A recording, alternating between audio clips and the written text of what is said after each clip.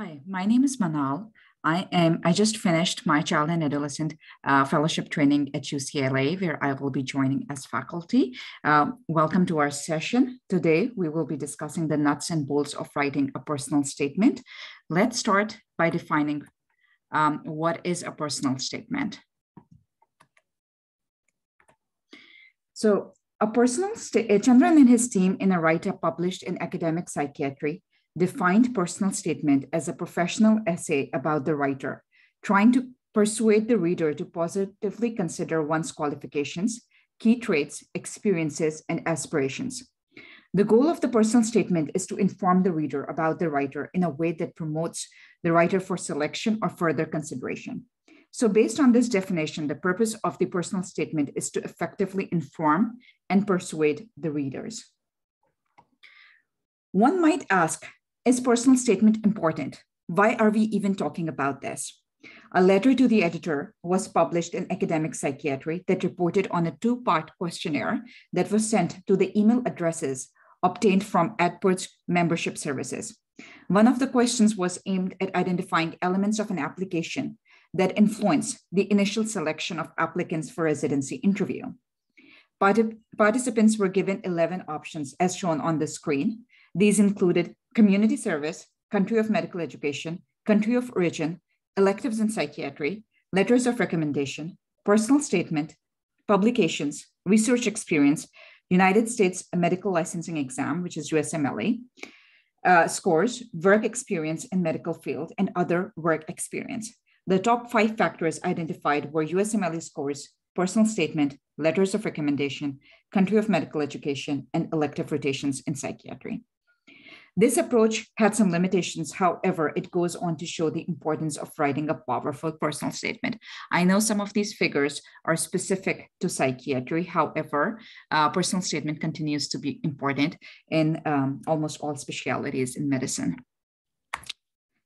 The National Residency Matching Program's 2018 survey of residency program directors across all specialties showed that 78% of 1,233 programs cited that personal statement was a consideration for selection for interview, and 56% of 1,208 programs included it in a ranking consideration. So 78% use that for selecting someone for interview, and 56% use that when it comes to considering for ranking. In psychiatry, of course, those numbers are 90% of the 58 programs considered personal statement for interview selection, and 74% of the 58 programs considered it for ranking decisions.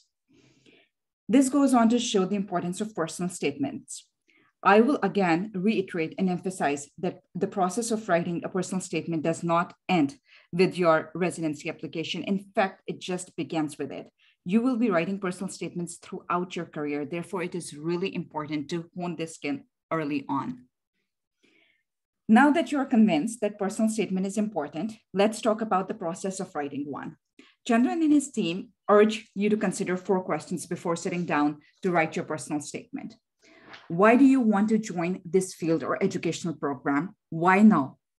What is noteworthy about you, your work or life experiences, and how do those experiences link to this next career step?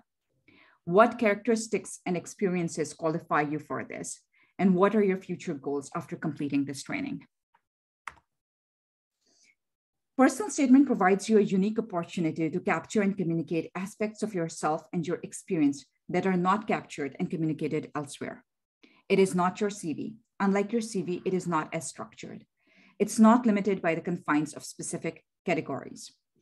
I looked at many sites that share tips and tricks for writing a compelling personal statement, and almost all of them unanimously mentioned highlighting how and why you came to choose the specialty you're applying for. Share your formative experiences. Share your experiences that have taken you up on a path that aligns with the mission and vision of the program that you're applying for. If you're applying to research track, write about your research experiences, interests, and understanding of the field. It's okay to talk about your personal statements. However, do it in a manner that talks about how they will translate into your clinical practice. Don't just talk, show. If you think you are a team player, it's not enough to just say that you are one. You need to elaborate on why you think you are a team player. Remember, you're trying to inform and persuade the reader. Tell them why they should hire you. What and how will you contribute to the program? What's in it for them? I don't know how many of you here are familiar with dialectical behavioral therapy and its interpersonal effectiveness skills, but one of the skills is called Dearman, and it teaches you how to reinforce or reward the person you're asking something from. If there are red flags, this is your chance to address them. I can tell you from my experience that folks who are reviewing your application have tons of experience. They will not miss out or not notice a red flag.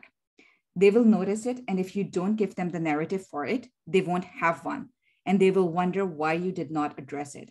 So no, you will not be highlighting a weakness for the first time if you address it in your personal statement. You will be providing a narrative for it.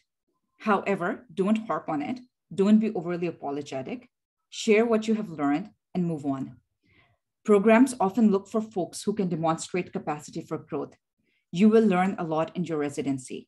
Show them that you are teachable. We are all in the continuous process of becoming, and that's okay. Things that psychiatry programs or other programs often value are capacity for self-reflection and conscientiousness. Try to capture your capacity for these two things as well. If you have done any advocacy work, mention it, reflect on it, share what you learned and how will you bring that skill set to the program. Also talk about your international clinical experiences. It's rare and enlightening to have worked in a different setting or in a low middle resource setting. Talk about it. If you had a different career before joining medicine or have additional degrees, you can also talk about how they will serve you to be a good clinician. After talking about the do's, let's talk about the don'ts. These are the things that don't need to be communicated via personal statement. Personal statement is a professional document. Please treat it as such. Ensure that there are no grammatical errors in your CV and your personal statement. The American style of writing is very different from British or South Asian. Since the US culture is an individualistic culture, their style of communication tends to be direct and straightforward. Keep that in mind. Don't exaggerate altruism. Don't use hyperbolics to describe how wonderful you are. And don't diminish or undersell yourself either. Do not use stigmatizing language. And this is going to be a little psych specific, but don't use words like committed suicide or drug addict. Instead, you will use phrases like died by suicide or substance use disorder. Language matters, so be careful about how you use it in your personal statement. For other specialities, it is also important, like we don't use terms like third world country or developing country. Now, the language have shifted to call them low and middle resourced countries. Sometimes in an effort to show one's journey or loyalty, we put down other specialities. That is unnecessary because on consultation liaison services across different specialities, you're required to work with others. Please stay respectful in how you talk about others. Lastly, this should go without saying, but please don't copy paste someone else's personal statement. Your personal statement should be personal to you. Trust me when I say this. The interviewer will most likely then not ask you about the aspects of your personal statement, and they will know if there is no you in your personal statement. Now that we have discussed the do's and the don'ts, let's talk about the structure. The personal statement is usually 1 to 1.5 page long. It has an introduction or a hook that captivates the reader and compels them to read on, the body, which communicates some of the things that we have just talked about, and a conclusion. Please link the hook with the conclusion. Tie it all together. If there is no cohesiveness or connection between different parts of your personal statement, it is not only a difficult read because of its disjointedness, but it also shows a limited capacity for self-reflection. Start writing your personal statement early, sometime in spring. Have it reviewed by folks whose opinion you trust and respect. Give your reviewers time. Also start writing your personal statements early on because it's a nice little document about you that helps your letter writers. So when you request LORs, this will be a nice thing for them to consider. Also have your personal statement reviewed by people who are not from Pakistan or from your country of origin. Also, you can ask folks who are not from medicine to review your personal statement as well. So I will say that I have talked a lot. I will conclude by saying enjoy the process. Personal statement gives you a unique opportunity to reflect on your journey and future. Use this as that opportunity. Best of luck. And I hope I am there in person with you today, like I'm there via Zoom with you today as well. Take care.